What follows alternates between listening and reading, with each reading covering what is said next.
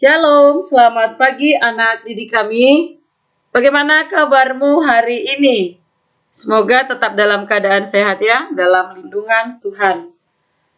Untuk mengawali kegiatanmu dan aktivitasmu di rumah masing-masing, ada baiknya terlebih dahulu berdoalah bersama dengan keluargamu di rumahmu masing-masing. Tetap mengucap syukur kepada Tuhan atas keluarga yang telah Tuhan berikan. Nah, anak didik kami, pada saat ini kita akan melanjutkan pembelajaran kita tentang aku dan keluargaku. Materi pembelajaran ini telah kita bahas pada pertemuan yang lalu. Ya, sebagian kita sudah membahasnya. Pada pertemuan lalu kita sudah membahas tentang terbentuknya sebuah keluarga. Dan kita juga sudah membahas tentang tugas dan kewajiban masing-masing anggota keluarga. Nah, pada pertemuan saat ini kita akan membahas tentang berapa sih usia Abraham ketika Sarah melahirkan Ishak, yaitu dalam keluarga Bapak Abraham. Yang berikutnya kita akan mempelajari tentang keluarga Ibu Yokebed, yaitu Amram dan Yokebed menghanyutkan bayinya di Sungai Nil. Mengapa itu terjadi? Nanti kita akan membahasnya. Dan yang terakhir tentunya pada pembelajaran saat ini, kita akan membahas wujud kasih Ibu Hana. Ibu Hana kepada anaknya yang bernama Samuel. Wujud kasih Ibu Hana kepada Samuel. Cukup jelas ya apa yang akan kita pelajari pada pertemuan saat ini. Nah, anak didik kami, yang pertama kita akan membahas tentang usia Abraham ketika Sarah melahirkan Ishak.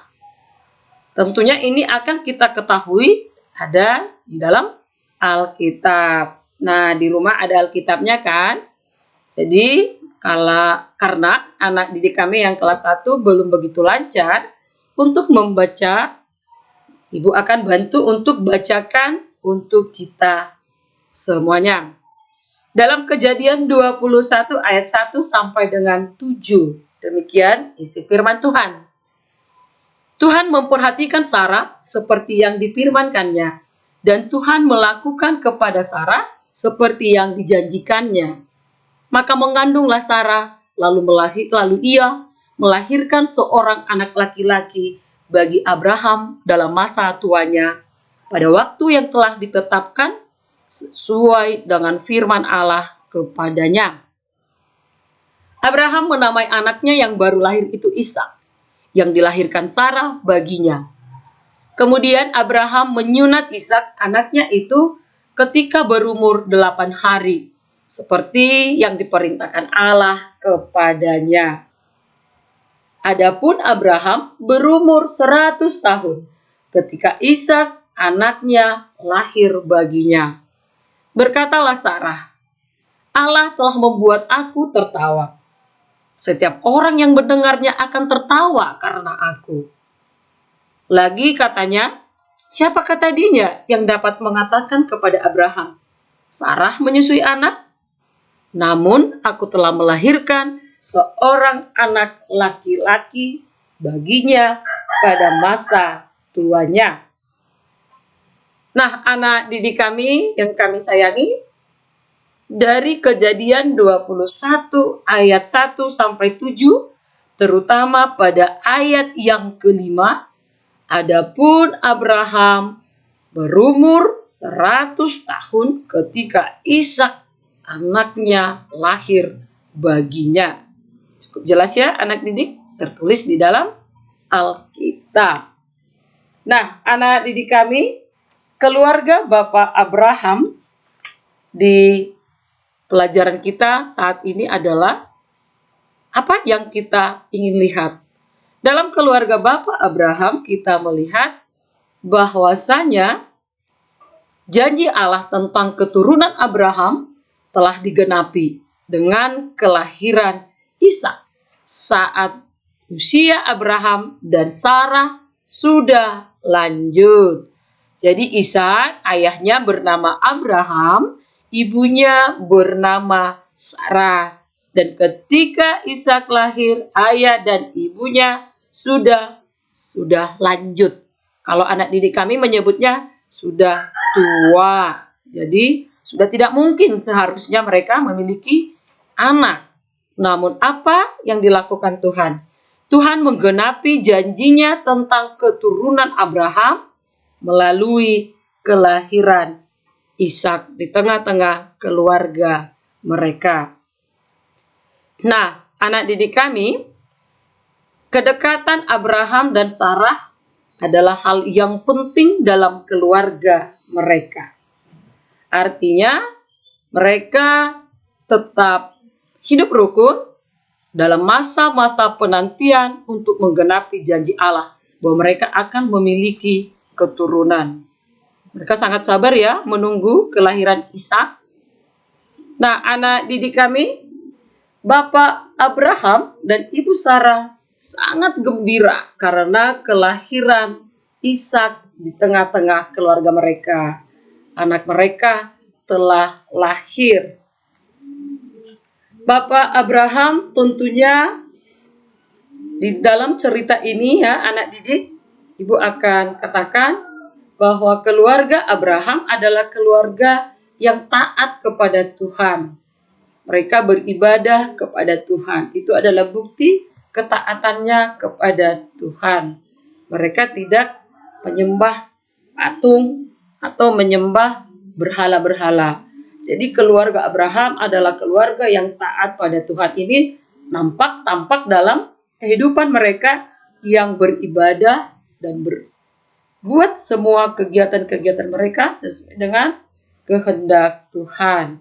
Nah, dalam keluarga Abraham, Bapak Abraham dan Ibu Sarah mendidik Ishak dengan penuh kasih sehingga Ishak bertumbuh makin besar.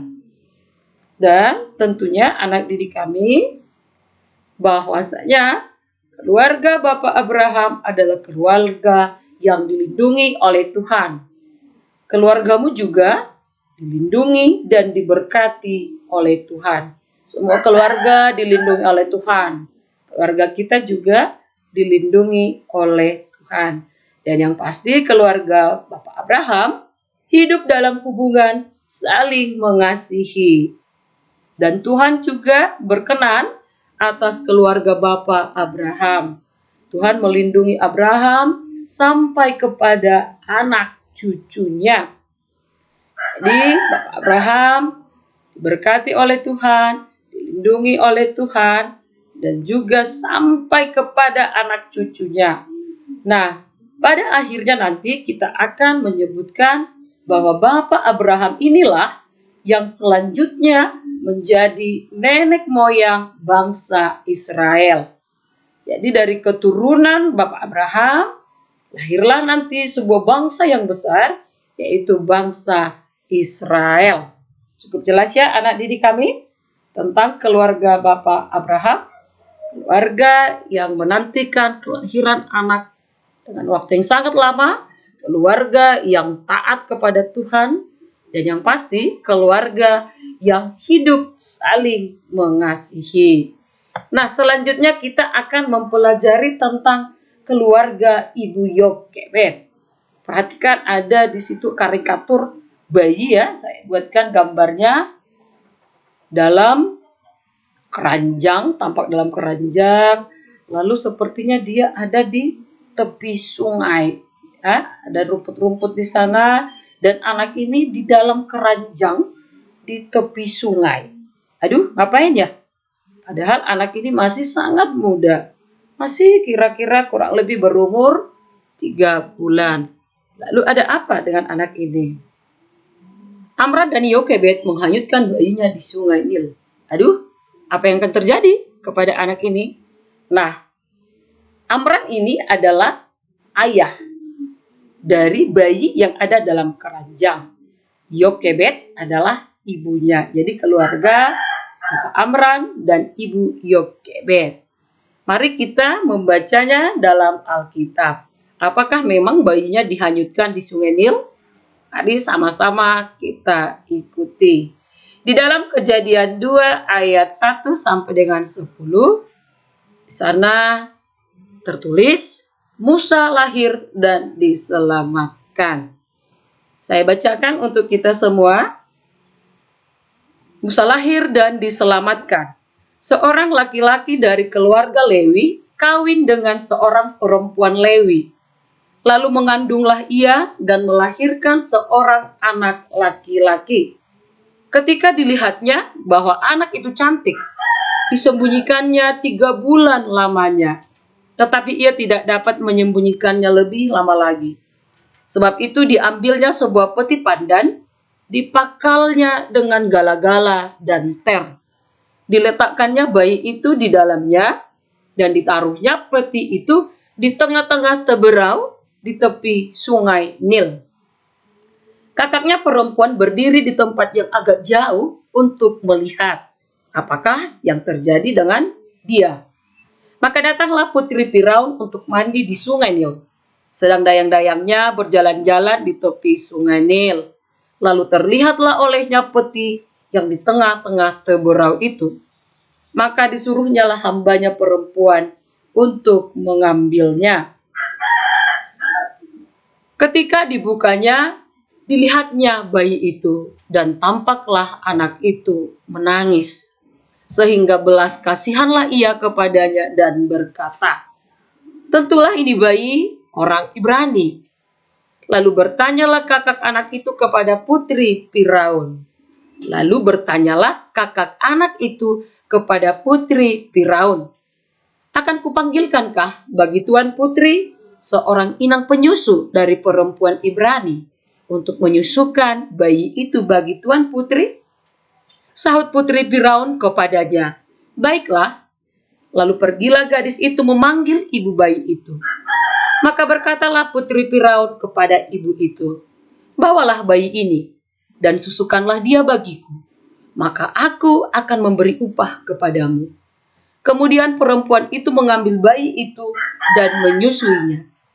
Ketika anak itu telah besar, dibawanyalah kepada putri Firaun yang mengangkatnya menjadi anaknya dan menamainya Musa.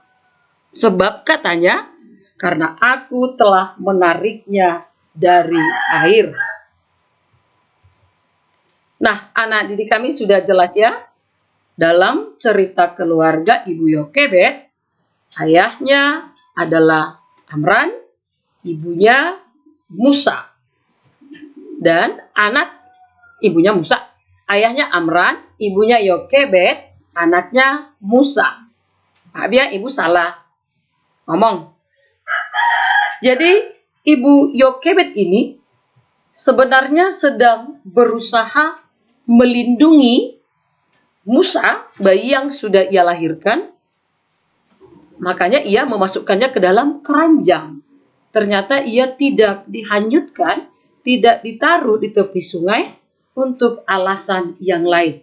Tetapi justru ibu Yokebed ini berusaha untuk melindungi bayinya Musa. Nah, sekilas ibu beritahukan ya kepada anak didik kami, ini adalah cerita kelahiran Musa di tengah-tengah bangsa Mesir. Jadi pada saat itu, pada situasi cerita yang kita baca ini, Raja Mesir sangat ketakutan.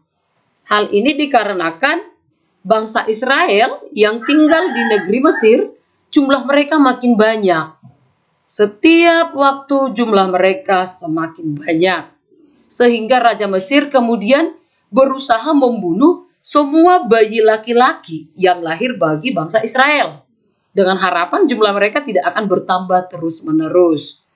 Nah, di dalam cerita kita ini, Ibu Yokebed yang berusaha melindungi bayinya agar tidak dibunuh. Karena bayinya yang lahir ini berjenis kelamin laki-laki. Lalu dia bermaksud membuatkan peti untuk bayi Musa. Lalu dia pakai gala-gala dan ter. Ini seperti lem yang menutup keranjang agar tidak masuk air. Dan gala-gala dan ter ini juga agar peti itu menjadi kuat. Jadi bisa untuk menopang tubuh Musa di dalam keranjang tadi ya. Nah, anak didik kami, jelas ya bahwasanya Musa ditaruh di tepi sungai Nil bukan untuk dibunuh ibunya ya, bukan. Justru ibunya sedang berusaha untuk melindungi Musa. Dan untuk memastikan bahwa Musa aman, Musa ini punya kakak, namanya Miriam. Jadi kakak Musa menjaga Musa. Dia melihat-lihat dari jauh apa yang terjadi dengan adiknya. Jadi dia menjaganya. Untuk memastikan bayi Musa aman, Miriam kakak Musa menjaga Musa. Hingga nanti pada akhirnya, seperti yang sudah Ibu baca tadi, bahwasanya Musa kembali ke pangkuan ibunya dengan cara, anak didik sudah mengikuti tadi ya, tentu dengan cara, tadi kan sudah kita baca, Musa ditemukan, lalu dia dilihat dalam keadaan menangis, lalu tergeraklah rasa belas kasihan, lalu dayang-dayangnya memanggilkan kakaknya Musa ini, memanggilkannya, lalu dia berkata agar dibawakan seorang perempuan Ibrani untuk menyusukan. Dan ternyata yang ia panggil adalah ibu Musa. Jadi putri Firaun berkata, bawalah dan susukan dia untukku. Jadi artinya yang merawat Musa pada akhirnya adalah tetap keluarganya. Ibunya juga lah yang menyusukan Musa. Dan setelah Musa besar, seperti perkataan putri Firaun, dia akan mengambil kembali Musa. Ibu Yokebed menyerahkan kembali Musa kepada putri Firaun. Tentunya sudah besar ya, dia sudah bisa mandiri. Dan Musa ini nanti diangkat menjadi anak angkat putri Firaun. Namun apa inti yang dapat kita pelajari dari keluarga Ibu Yokebed dan ayahnya Amram ini? Tentu adalah bahwasanya mereka hidup saling mengasihi. Keluarga Ibu Yokebed saling menyayangi. Karena dia mengasihi Musa, maka ia memasukkan Musa ke dalam peti tadi, ke dalam keranjang tadi. Nah, anak didik kami, intinya keluarga Ibu Yokebed saling menyayangi. Baik Bapak Amram, Ibu Yokebed, kakaknya Miriam juga menyayangi Musa. Cukup jelas ya untuk keluarga Musa. Tadi kita sudah membahas keluarga Bapak Abraham, sekarang juga sudah membahas tentang keluarga Ibu Yokebed. Dan kedua keluarga ini sudah menunjukkan hidup saling mengasihi dan saling menyayangi. Kita berangkat ke keluarga yang ketiga, yaitu keluarga Ibu Hana. Keluarga Ibu Hana. Bagaimana wujud kasih Ibu Hana kepada Samuel? Ini juga dapat kita baca kisahnya di dalam Alkitab. Kita baca dalam kitab 1 Samuel 2 ayat 18 sampai dengan ke-19. Adapun Samuel menjadi pelayan di hadapan Tuhan. Ia masih anak-anak yang tubuhnya berlilitkan baju efod dari kain lenan. Setiap tahun ibunya membuatkan dia jubah kecil dan membawa jubah itu kepadanya apabila ia bersama-sama suaminya pergi mempersembahkan korban sembelihan tahunan. Nah, anak didik kami, kalau dibaca tadi, Ibu Hana selalu mengantarkan jubah kecil untuk Samuel.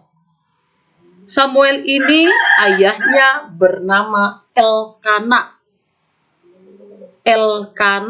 Ayahnya bernama Elkana. Ibunya bernama Hana. Jadi Samuel ini sudah ditunggu-tunggu kelahirannya juga dalam waktu yang cukup lama. Sama tadi seperti keluarga Bapak Abraham menunggu kelahiran Ishak ya dalam waktu yang lama.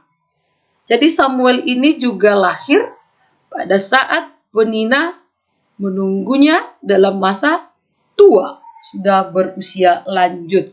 Orang-orang berpikir bagaimana mungkin Penina bukan Penina ya, Hana bisa melahirkan lagi. Dia kan sudah tua. Ternyata Allah memberikan mereka seorang anak. Jadi Hana ini berdoa kepada Tuhan agar kiranya Tuhan memberikan ia seorang anak laki-laki. Dan Tuhan mendengarkan doa Ibu Hana ini, mengandunglah ia, dan ia melahirkan seorang anak yang diberi nama Samuel. Nah, Samuel ini lahir, tentu Ibu Hana sangat menyayanginya. Dia sudah ditunggu lama. Bapak Elkana dan Ibu Hana sangat menyayangi Samuel. Mereka ingin agar Samuel tumbuh menjadi anak yang baik. Nah, Ibu Hana ini sangat menyayangi Samuel. Bahkan ia pernah bernazar kalau anak laki-laki yang ia lahirkan nanti akan kembali ia berikan kepada Tuhan. Artinya dia akan mempersembahkan anaknya Samuel sebagai pelayan Tuhan. Jadi Samuel ini tinggal di kota Silo. Dia tinggal bersama dengan Imam Eli. Dia tinggal di Silo bersama dengan Imam Eli. Nah, karena Hana sangat mengasihi anaknya Samuel, Ibu Hana membuat jubah kecil untuk Samuel. Jadi jubah itu diberikan kepada Samuel ketika nantinya Ibu Hana pergi ke Silo. Jadi setiap tahun dia memberikan jubah kepada Samuel. Ini adalah wujud dari kasih Hana kepada Samuel. Samuel tinggal di Silo. Ibu Hana membuatkan jubah kecil untuk Samuel. Jubah itu diberikan kepada Samuel saat mereka pergi ke Silo. Jadi setiap tahun Bapak Elkana dan Ibu Hana berangkat ke Silo untuk mempersembahkan korban sembelihan tahunan. Dan pada saat itu juga Ibu Hana selalu menyempatkan waktunya untuk memberikan jubah kepada Samuel. Itu adalah wujud kasih Ibu Hana kepada Samuel. Mereka hidup dalam situasi saling mengasihi. Nah, sudah cukup jelas ya anak didik kami, bahwasanya pada pembelajaran kita saat ini kita sudah membahas tentang Bapak Abraham dan Ibu Sarah. Kita juga sudah membahas tentang Bapak Amram dengan Ibu Yokebed, dengan anak mereka Musa. Dan yang terakhir tentang Bapak Elkana dengan Ibu Hana yang sangat mengasihi Samuel. Jadi intinya adalah dari ketiga keluarga yang tertulis di dalam Alkitab ini, mereka semuanya menunjukkan kasih. Mereka semuanya hidup saling mengasihi. Artinya ketiga keluarga ini memberikan contoh kepada kita untuk hidup saling mengasihi. Nah, sekarang kita masuk kepada penugasan. Penugasan untuk anak didik kita di rumah ya. Jadi, semoga di rumah masing-masing ada pensil warna. Boleh pensil warna, boleh spidol, boleh juga krayon. Pokoknya mana yang nyaman untuk kamu pakai. Nah, yang menjadi penugasan untuk anak didik kami adalah ayo kita mewarnai. Nanti anak didik akan mewarnai warna gambar hati. Tulis nama orang yang kamu sayangi, tunjukkan gambar hati ini kepadanya. Ini gambar hati. Di sana nanti ada dituliskan aku sayang titik-titik. Nah, titik-titiknya ini boleh kamu isi dengan siapa yang kamu sayangi. Ya. Aku sayang ayah. Aku sayang ibu. Aku sayang kakak. Aku sayang adik. Atau orang lain dalam keluargamu. Namanya yang bisa kamu sebutkan. Aku menyayangi nenek. Aku sayang nenek. aku menyayangi kakek, berarti aku sayang kakek. Atau boleh kamu tuliskan lebih dari satu. Apa-siapa saja yang kamu sayangi, tuliskanlah di dalam bentuk hati ini. Ini dibuat bagus ya, lalu warnai. Di sini ada warna yang Ibu tampilkan adalah warna merah muda. Anak didik sering menyebutnya pink, ya. Jadi tulislah nama-nama orang yang kamu sayangi dan perlihatkan nanti kartu ini kepada siapa kamu menuliskan kartu ini. Cukup jelas ya anak didik kami? Ini adalah tugasnya yang pertama. Dan tugasmu yang kedua adalah anak didik kami menceritakan, ya. Ceritakanlah tentang kasih sayang yang kamu rasakan dari orang tua, kakak atau adik atau orang lain yang sangat menyayangimu.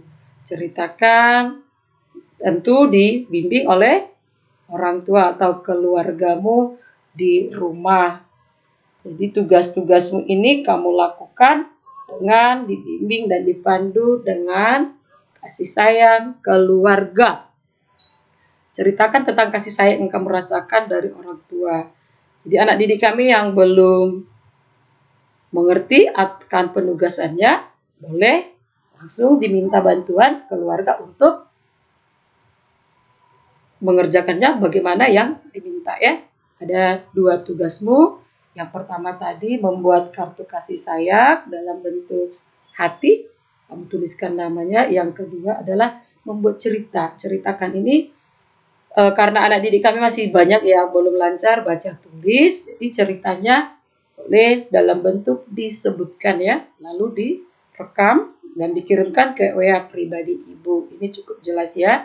Gambar hati tadi yang sudah kamu kerjakan, sesudah kamu tuliskan, lalu pegang, orang tua bisa merekamnya, kamu memegangnya dan mengucapkan aku sayang kepada ini, seperti itu. Jadi tunjukkan aku sayang ayah, kamu tinggal memegang dan orang tua atau kakak adik yang merekamkannya. Jadi direkam secara berurutan saja. Tugas yang pertama dilanjutkan dan dengan yang kedua. Nah, anak didik kami, atas keluarga yang telah diberikan Tuhan kepada kita masing-masing, anak didik akan belajar berdoa yang sangat sederhana ya. Ini ada doa yang sangat sederhana. Jadi berdoalah kepada Tuhan Yesus atas keluarga yang telah diberikan kepada kita masing-masing keluarga. Nah, sekalian untuk mengakhiri pertemuan kita pada saat ini, mari lipat tanganmu, tutup mata, tundukkan kepala, ingat akan Tuhan. Kita berdoa. Tuhan Yesus, terima kasih untuk keluargaku. Aku menyayangi mereka. Terima kasih Tuhan Yesus. Amin. Nah, anak didik kami, sekian untuk pembelajaran kita pada hari ini. Semoga penjelasan-penjelasan Ibu pada saat ini dapat anak didik mengerti, anak didik paham, dan lalu mempraktekkannya dalam kehidupan keluarga. Semoga kita tetap dalam lindungan Tuhan, dan semoga kita tetap menjadi keluarga yang dapat menunjukkan hidup dalam saling mengasihi, hidup dalam saling menyayangi. Akhir kata, tetap menjaga kesehatan ya anak didik kami, dan tetap bersyukur kepada Tuhan. Selamat belajar, Tuhan memberkati. Shalom.